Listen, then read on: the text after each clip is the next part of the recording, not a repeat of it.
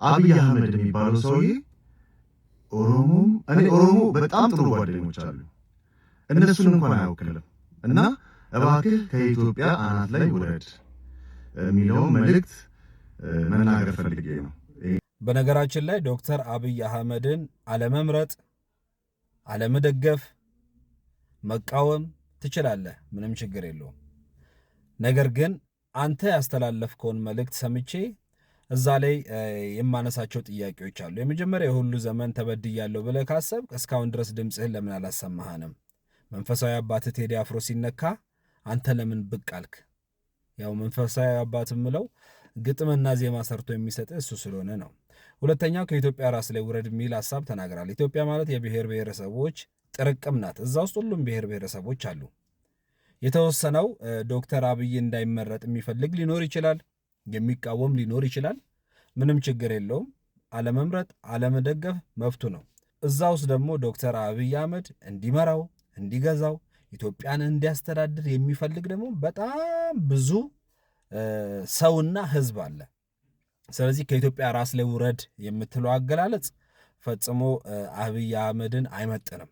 እዛ ውስጥ ብዙ የሚደግፉ ሰዎች ስላሉ የመጨረሻውና ሶስተኛው ማስተላለፍ የምፈልገው መልእክት ምንድነው? ኢትዮጵያ ሀገራችን ሰላም እንዳትሆን፣ ውጥንቅጧ እንዲወጣ፣ ብሔር ከብሔረሰብ ጋር እንዲጋጭ፣ ሰላም እንዳይኖር፣ በድህነት እንድንማቅቅ የሚፈልጉ ሰዎች ኢትዮጵያ የተቀመጡ ሳይሆኑ ባህር ማዶ ቁጭ ብለው ህይወታቸውን ኑሯቸውን አደላድለው እኛ ላይ መርገም የሚያወሩ እኛ ላይ ሟርት የሚያወሩ ሰዎች እዛ ነው ያሉት።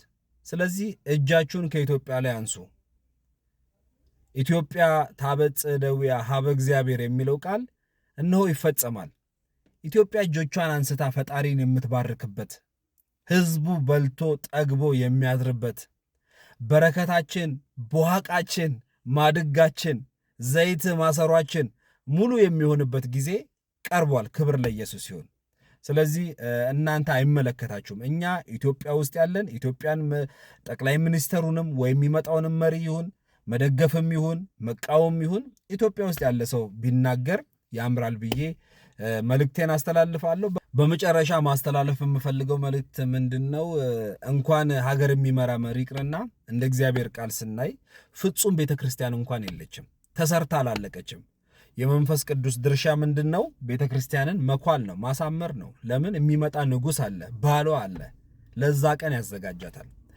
ስለዚህ አሁንም የሚመራው መንግስት የምንወደው ዶክተር አብይ አህመድ የብልጽግና ፓርቲ ሙሉ ለሙሉ ፍጹም ነው የሚል ሐሳብ አልተናገርንም።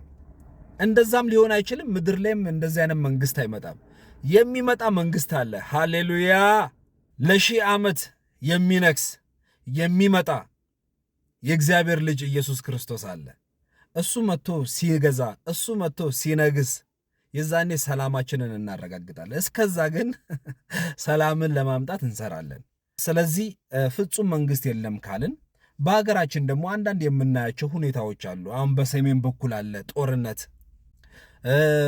በፋኖ አለ፣ በትግራይ አለ፣ የኢኮኖሚው ከፍ ማለት አለ። ስለዚህ እኚህ ሁሉ እግዚአብሔር ሰላም እንዲያደርገው፣ ትግራይ ሰላም እንዲሆን፣ አማራው ሰላም እንዲሆን፣ ደቡቡ ሰላም እንዲሆን፣ ኦሮሚያው ሰላም እንዲሆን ከኛ የሚጠበቀው መጸለይ ብቻ ነው። ክብር ለኢየሱስ ይሁን። እንጸልያለን። ሀገራችን ላይ ሰላም ነው የሚሆነው። ዘንዶ ይወጋል፣ ቤል የዋጠውን ይተፋል፣ ናባው ይሰባበራል። እግዚአብሔር ክብር በምድራችን ላይ ከፍ ከፍ እያለ ይመጣል።